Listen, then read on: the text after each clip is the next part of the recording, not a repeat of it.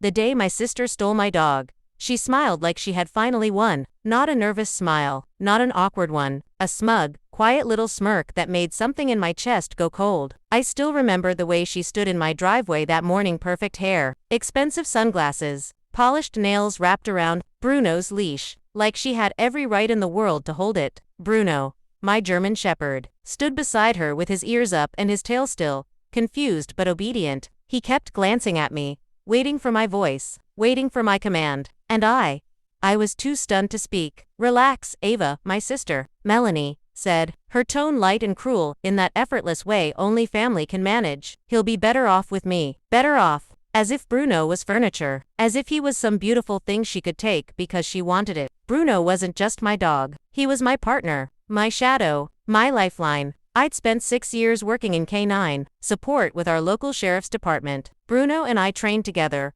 worked together, bled together. He had pulled me through dark nights, dangerous calls, and one winter search that nearly cost me my life. He wasn't just trained to protect, he knew me, my breathing, my voice, my fear, my silence. He was family in the truest sense of the word. And Melanie knew that. That was what made it worse. She hadn't come for Bruno because she loved dogs. She came for him because she knew losing him would break me. My sister had always needed to be the center of every room. Growing up, she took everything that drew attention away from our birthdays, opportunities, even affection. If something made me happy, she found a way to touch it, twist it, or take it. And when our mother passed, whatever little softness Melanie had left disappeared with her. By then, she had become the kind of woman who wore charm like perfume.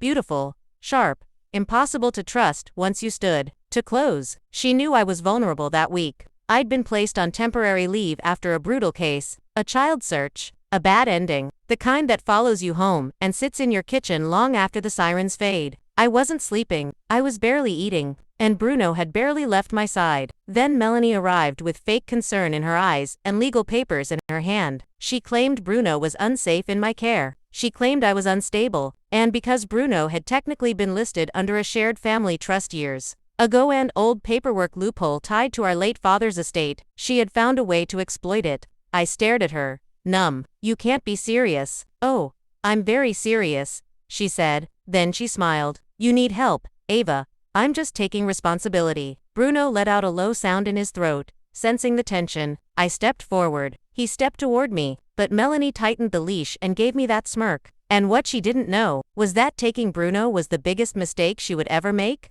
Because Bruno wasn't just my dog. He was a certified K-9, and my real partner was about to make sure everyone remembered that. The moment Melanie drove away with Bruno in the back of her luxury SUV, something inside me cracked. I stood in the driveway long after the dust settled, staring at the empty space where he should have been. People talk about heartbreak like it's poetic.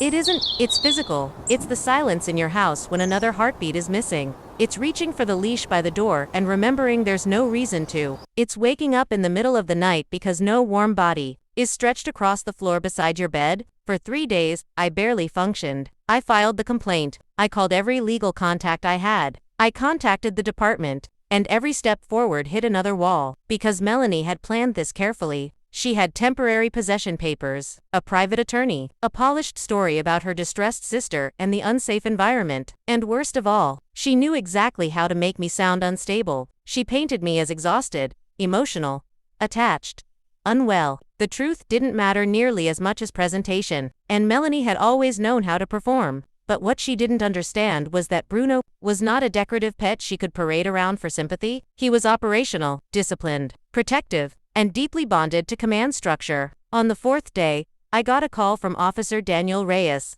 Daniel had been my field partner for 4 years, the handler, assigned to Bruno in active operations, and one of the only people I trusted when my life went sideways. His voice was calm. "To calm, Ava," he said, "I need you downtown.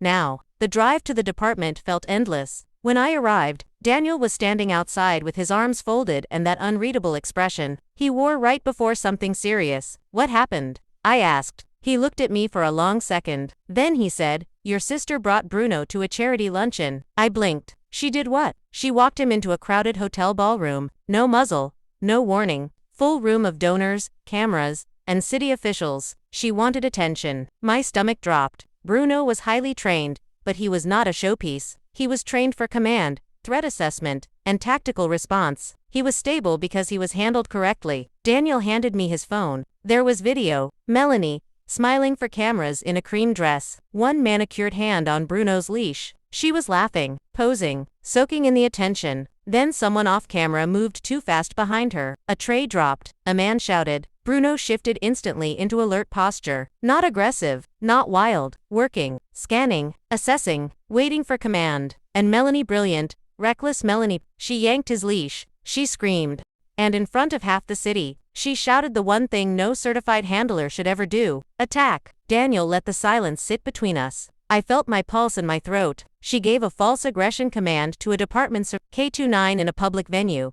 He said, in front of witnesses. On camera, I looked up slowly. And Bruno. Daniel's mouth almost turned into a smile. He ignored her. I stared. Daniel leaned closer. He held position, refused the command, stayed disciplined, then locked onto the nearest recognized authority in the room. My breath caught. Daniel. He crossed the room. Daniel said quietly, sat beside me, and waited for my instruction. And just like that, Melanie's perfect little performance began to collapse. Because in one single moment, Bruno had told the whole room exactly who his real handler was. And Melanie was about to learn what humiliation really felt like. The footage spread faster than I could process. By sunset, half the city had seen it. Melanie elegant, polished, smiling for donors 1 second, unraveling in the next. There she was on video, yanking Bruno's leash in panic, shouting commands she didn't understand, losing control in front of cameras and witnesses. And there was Bruno, calm, steady, disciplined, ignoring her completely, crossing the room with perfect focus, walking straight past her and sitting at Daniel's side, like the choice had never been difficult. The room had gone silent in that video. You could feel it, even through a screen. The shift, the realization. Bruno had exposed her without making a sound. By morning, the department had filed formal action, false command interference, unauthorized handling of an operational K-9, public endangerment, misrepresentation of departmental property. The temporary possession order she had waved in my face collapsed under emergency review in less than 24 hours. Her attorney stopped returning calls. The charity board quietly removed her from its donor committee. The hotel filed an incident report. And for the first time in her life, Melanie couldn't smile her way out of consequences. When Bruno came home,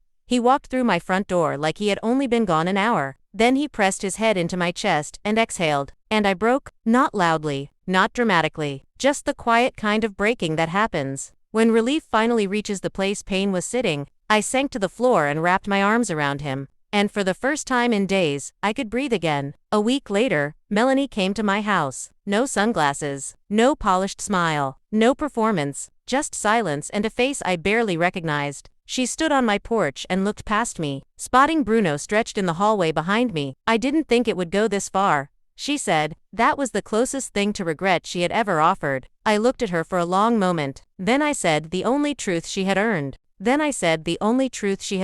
You didn't take my dog, Melanie. You tried to take the one thing that loved me without envy. She flinched. And for once, she had nothing to say. I closed the door gently, not because she deserved kindness, but because I deserved peace. Some betrayals destroy you. Some expose people exactly as they are. And sometimes justice doesn't come through revenge at all. Sometimes it arrives on 4 steady legs, says nothing, and chooses the right person in a crowded room. That was the day I learned something I'll never forget. The people who love you for real never need to be forced. And loyalty, unlike blood, cannot be stolen.